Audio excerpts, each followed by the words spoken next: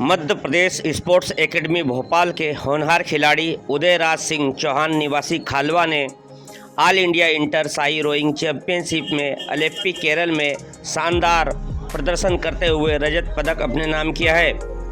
उदयराज के विभिन्न खेल प्रतियोगिताओं में भाग लेने व मेडल जीतने पर मुख्यमंत्री मोहन यादव ने भी पंख खेल उपलब्धि से सम्मानित कर 50,000 रुपये की नगद राशि उदयराज को भेंट की। उदयराज के उत्कृष्ट प्रदर्शन से खालवा सहित पूरे जिले में हर्ष का माहौल है। उदयराज की इस सफलता पर परिवार सहित खेल प्रेमियों ने उज्जवल भविष्य की कामना की है।